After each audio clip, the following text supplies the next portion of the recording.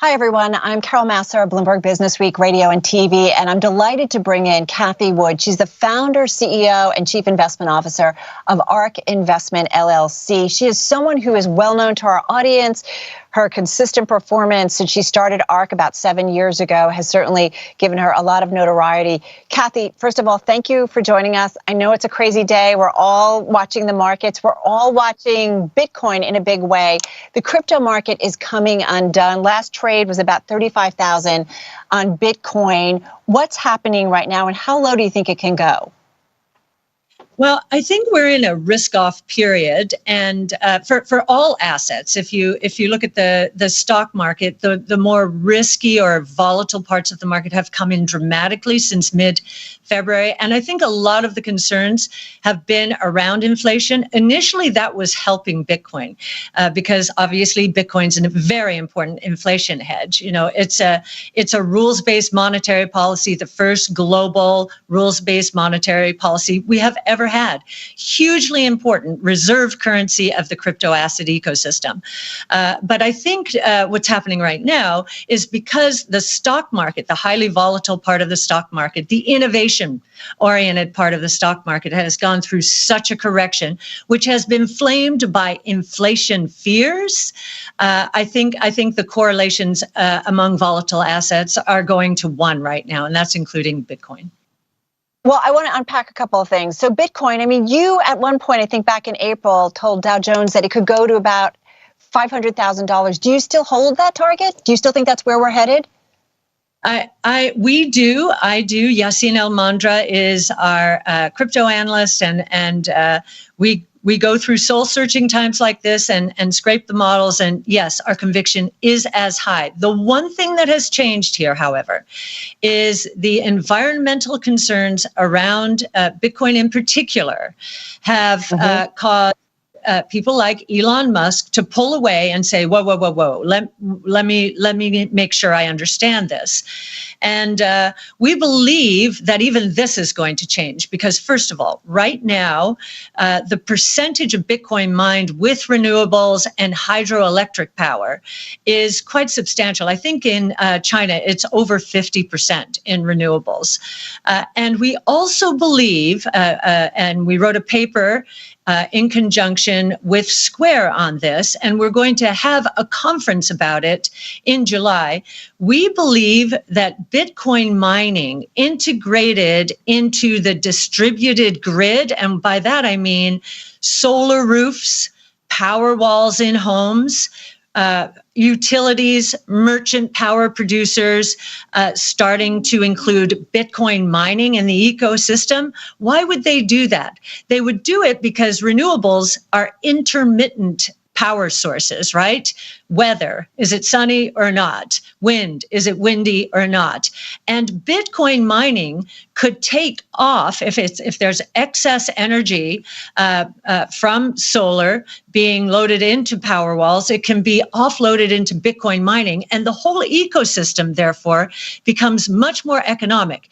If this happens, we believe that the adoption of solar is going to accelerate dramatically because there's another profit center associated with it, Bitcoin mining. Well, what happens though in the meantime? So here we are at 35,000, Cathie. Do you think we go much lower from here? You never know how low is low when a market gets very emotional. A lot of traders see Bitcoin dropping below the 200-day moving average, which was at 40,000. So traders, once that happened, they just dump. Some just dump and run. I think we're in a capitulation phase. Yassine has a dashboard. We were looking at all the indicators this morning. They are all suggesting that we are in the capitulation phase, which is a really great time to buy, no matter what the asset is. A capitulation phase is buy. It's on sale. Now, am I saying 35,000 is the low? You know, if traders, and there are a lot of speculators in Bitcoin, if they are running for the hills just because Bitcoin has broken through a moving average that is important to them, it could continue. But all of our indicators are saying this is capitulation right now. Do you have a low point on your model for Bitcoin? No, these metrics are more a measure. Are we in a truly capitulation phase? Okay. And it's very detailed. Yassine uses on-chain analysis, which this is the only asset where you can see exactly who's doing what, when, why, and how. And all of those metrics are saying, this is a capitulation. This is as bad as it got during the coronavirus crisis. So what about systemic concerns? And I'm not talking about bringing down the financial system, but more and more of kind of the establishment are getting involved in Bitcoin. A lot more companies have Bitcoin on their balance sheet. Should we be concerned about their exposure? Tesla, for one, but others. Yes. Well, they're usually, in the case of Square and Tesla, they're between 5 and 8% of their cash is in Bitcoin. So that's no cause for concern. I mean, think about it. We were worried that Tesla would run out of cash. Of course, ARK was not worried, but the world was worried 2 years ago that it would run out of cash. It has so much cash now that it has the luxury to put 5 to 8% in Bitcoin. So MicroStrategy is another company. It has almost all its cash in Bitcoin. That's perhaps something different, But as I said, if we are in the capitulation phase, we shouldn't be worried about MicroStrategy either. We do believe this is a new asset class and that institutions, they are looking at it right now because the correlations of relative returns and total returns compared to other asset classes tends to be very low over time. And so they have to look at it. Now, ESG might prevent a move in wholesale, but we do believe that once they understand how renewables are becoming incorporated into the Bitcoin mining ecosystem, and that Bitcoin mining might accelerate the adoption of solar, and I think Elon will come back and be a part of that ecosystem as well. So why do you think he came out and said, wait a minute, maybe I'm going to back off of Bitcoin? What do you think his concern was? What was his nervousness? Well, I think he moved in because he's been watching, like we all have, basically unhinged monetary policies. They're not tied to anything anymore. Whereas Bitcoin is mathematically metered to top out at 21 million units, and we're approaching 19 million now. So the scarcity factor should increase and support the price. We do believe that is what is going to be supporting the price in here. I believe what happened after he took the position in Bitcoin is he got pushback from institutional shareholders like BlackRock. If you've got Larry Fink, beating the drum on climate change as one of the most important topics and problems of our time, then he was going to have to face those sorts of concerns. I don't think he expected that.